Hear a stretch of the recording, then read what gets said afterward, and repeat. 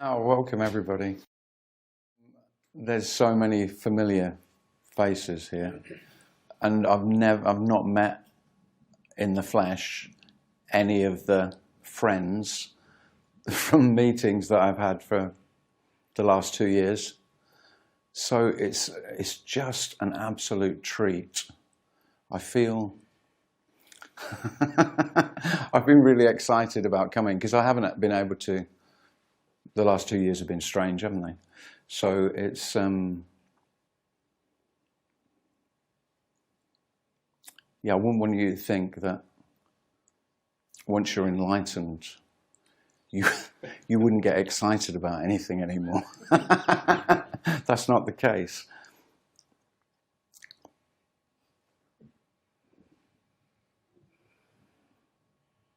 In fact, nothing changes. And really, what I speak about is that there isn't anything to change. The whole illusion of self is that there's more to come, or there's less to come, that there's something else to come. There simply isn't. There's no becoming.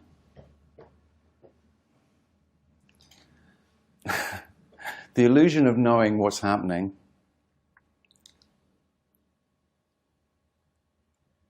always suggests to self that it could be otherwise, that this could be other than it is.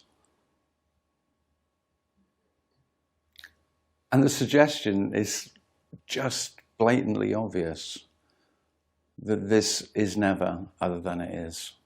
And by this, I simply mean whatever seems to be happening. And I use the word seems to be like other speakers might use the word apparently. I try to avoid that word because it's so cliched, it seems.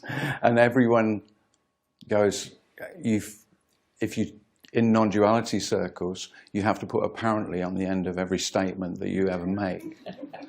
Well, there's no more bollocks than that, is there? Yes, it's ridiculous because you don't have to say apparently, because this is apparent, isn't it?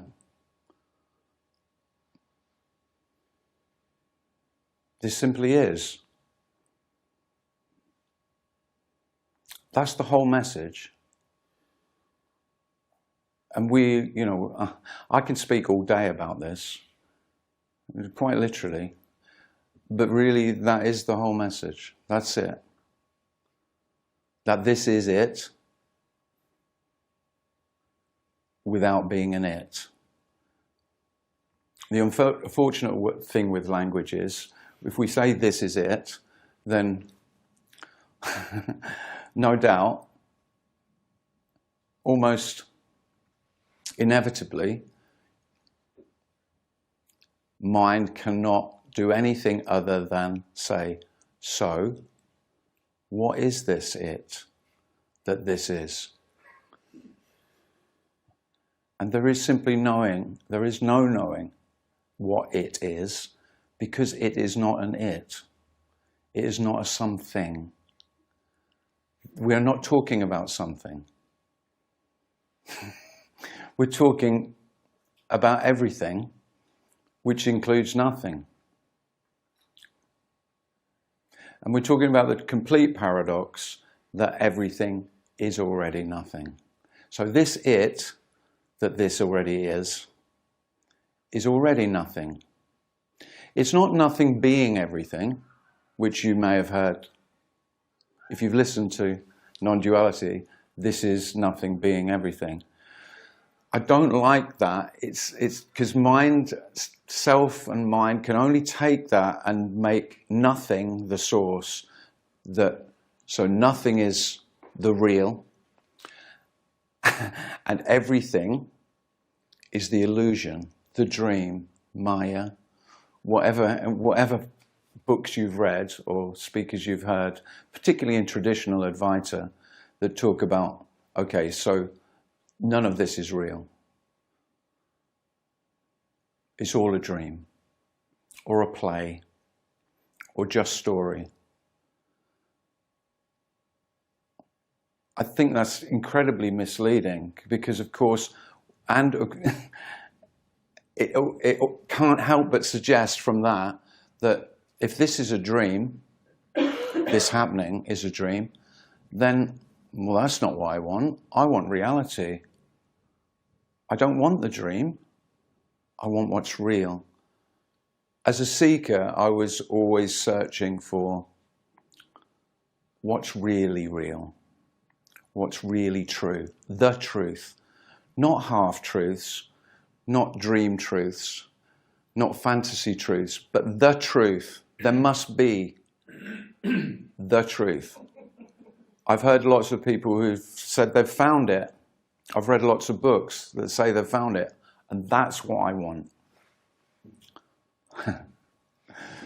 So there's some really good news and some devastating news on that. There is no knowing the truth. Who the fuck do you think you are that you could know the truth? Because the truth would be everything and nothing. And that's what you want to know. Now, I do know that that's what you want to know. I don't know that. But I can't help but guess that that's what you really want. To know the full truth, the whole picture. What's behind this illusory facade that you may have heard talk about? Well, there's nothing. There isn't anything behind anything. There isn't anything in front. There isn't a nothing hiding. There is just this. This is all.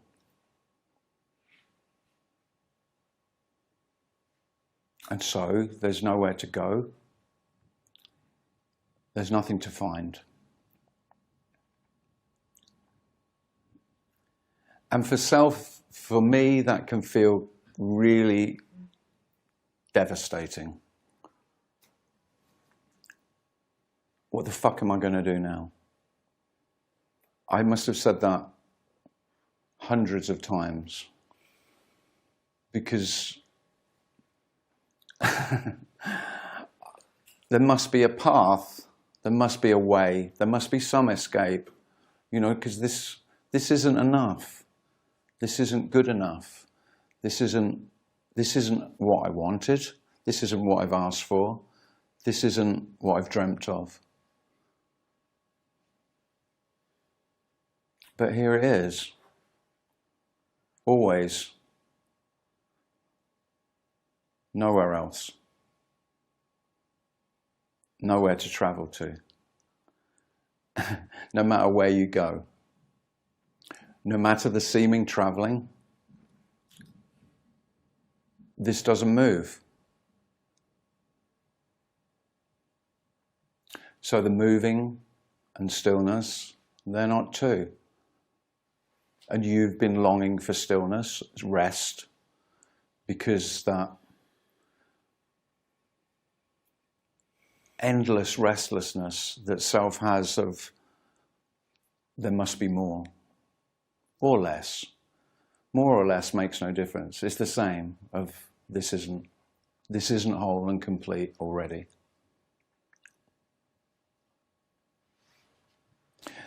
And whole and complete can sound, well, it doesn't feel whole. No, the wholeness can feel not whole. Wholeness can feel anyway. Any thought, all thoughts, all sensations. No exceptions.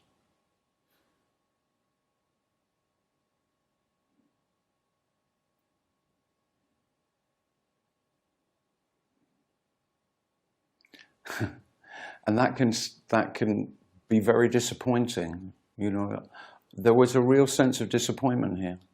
This isn't what I asked for. Life isn't interested in what you want. And that indifference can feel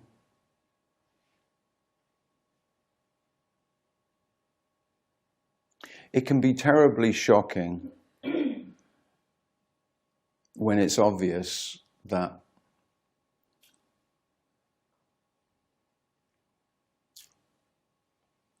what we call life has never known you at all. It just does not recognize you, doesn't see you, and you've always longed to be seen,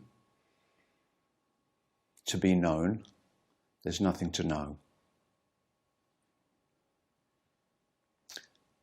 It's a dreadful kind of love, but it does feel like love because that is without condition.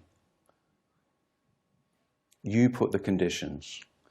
You are, the very energy of feeling like me is the conditional.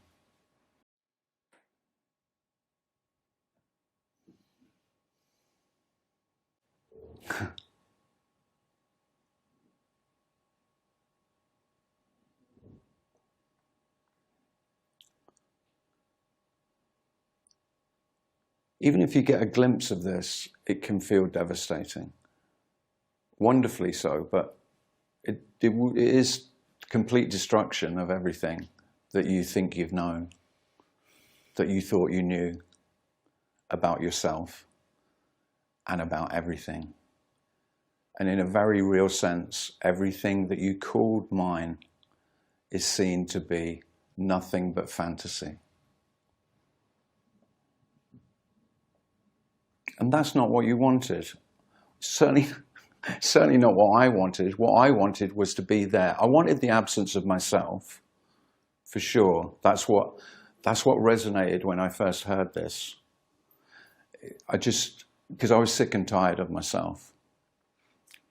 I don't want to bring Eckhart into this talk, but I'm about to. I've done it already now. I remember reading The Power of Now, and the bit that struck me most, the bit that resonated more than anything else in that really quite beautiful book, was him sitting on his story of where he sat on a park bench. And he said, it was very obvious, I can't live with myself anymore.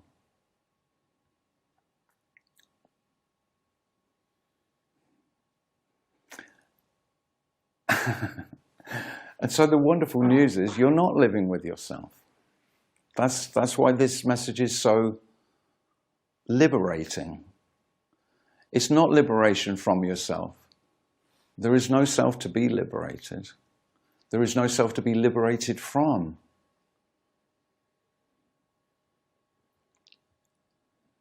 And I know very few people who are honest, if I talk to people one-to-one, who aren't sick of themselves, sick of their desperate neediness, forever discontent, forever wanting more or less, forever self-improving. You could say that the whole energy of me is a self-improvement program, often felt as a self-loathing program. There simply is no self to improve.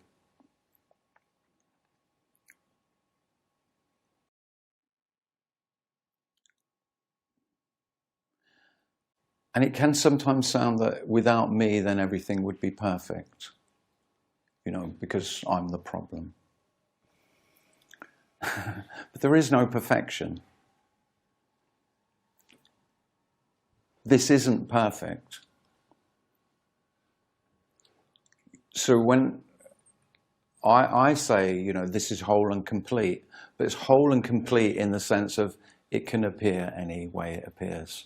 That's the wholeness. That's the inclusivity. That's the unconditional love. The reason why you hear people speak of this as unconditional love is because there are no exceptions, no exclusions. This just appears as it appears. It's so devastatingly simple that the mind will not, there's nothing to do with it. So it just goes, well, that's bollocks. Because it's the simple way, because it leaves me nothing to do. And what do I want? What does self want? I just want something to do. Because what the fuck would I be with nothing to do? With nowhere to go? With nothing to become?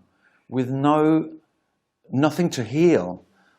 There's no self to heal. There's nothing to get better. So where does that leave me? Well, It leaves you right here. It leaves just this. And this, it can be just so staringly obvious that, oh yeah, it's all there ever fucking was anyway.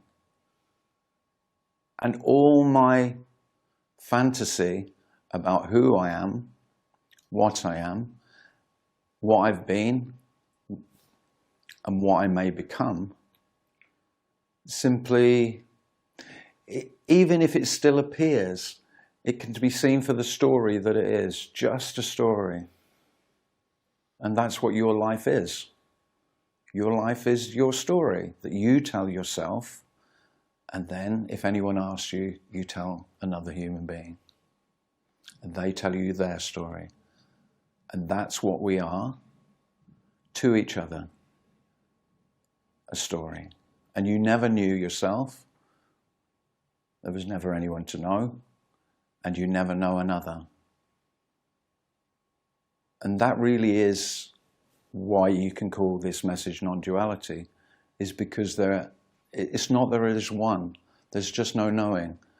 Without self to know and without other to know, there is simply not knowing. And then the wonder of wonders is this needs no knowing whatsoever to be exactly as it is. This is completely known without any knowledge, without any understanding. It has no requirements whatsoever. Life requires nothing of you. It doesn't know you. There's nothing outside looking at you. There's no source. There's no God other than your fantasy about there being such.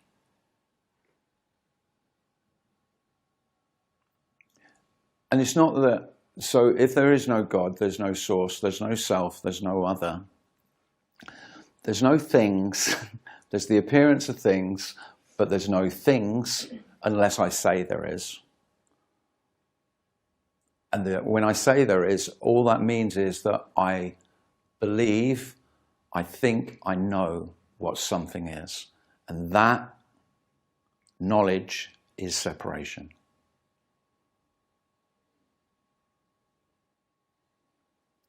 Nobody knows any more about this than anyone else, you know. That's the other great illusion, you know, that there could be masters in what we're speaking of. Masters of life. And this is the death of the possibility of masters. And that may well make you weep almost as much as you not being real. If your master, whoever you've deified, whoever you've held most dear, most precious, most special, to see them fall and to be an absolutely ordinary human being, that is the most unconditional love right there. That's it. There are no special human beings. And that every human being is, in a very absolute way, completely equal. There's no possibility of anyone knowing more about this because there's nothing to know. And so again, that for me, that makes it the most beautiful thing that you could possibly speak about. And the great thing is you don't have to know what you're speaking about. I don't know anything about it at all. It's like everything I know is still available, but it's seen for what it is. It's just empty knowledge. All knowledge is absolutely empty. It's just what one human being thinks they know. That's it. So, and by the way, it works in all fields. I was talking earlier about doctors and how it seems, you know, every day in the news in the UK, we have a doctor stand up with the Prime Minister and deliver their wisdom to the nation. And I'm like, what a crock of shit. That there's these two human beings who, you know, it's the new religion, and the priest, we've made these medical experts or scientific experts into the priesthood, haven't we? To the archbishops of this new. It's not a new religion. Science is not a new religion. It's been about for a while, but again, of course they know more about science than me and you. So what? And so what is very liberating. If everything becomes so what, you could say that's how everything is. Because you're the one who gives any other human being the power, the authority, and if that stops, all your heroes die, and all your gurus die.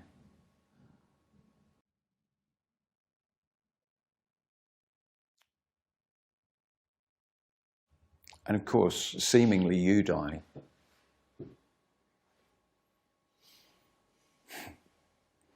But if you are waiting to die, which some of you, if you've been seekers for a while, I'm guessing you are. I was. There's some good news and bad news about that. If you do die, you won't notice.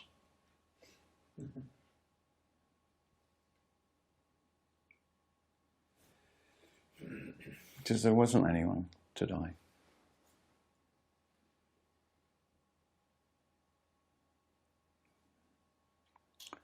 You just won't be noticing the one who wanted to die.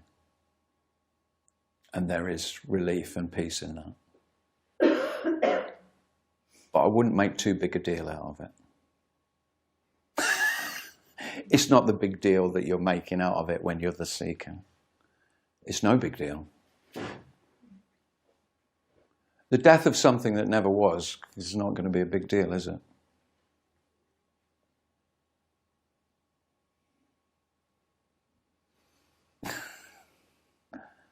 So there is just this, what we call ordinary. And the ordinary is the miracle. So this is the death of miracles, just in the same way as I've talked about special people. There can be no special events anymore. Nothing is anything more miraculous than anything else. All appearances are equally miraculous. And so there are no miracles when everything's a miracle. How could there be? And there could be no longing for a miracle. There's a lot of relief in that as well. There's nothing to wait for. And how many people do you know are waiting for a miracle? A fucking lot. Most people I know. Now, it might be a very material miracle, the lottery. That's most of my mates are doing the lottery, spending a ridiculous amount of their meager income on the hope of a miracle. But spiritual seekers are doing exactly the same thing. It's the same game. It's the same game that self plays in any form. It's a waiting game. This isn't it. I'm waiting until it is. And when it is, then I'll know. Well, there's nothing to wait for. And even if there was, you won't know when it came. If it arrived, you wouldn't even know. The lottery would be slightly different. You'd get the check. But spiritually, the spiritual jackpot.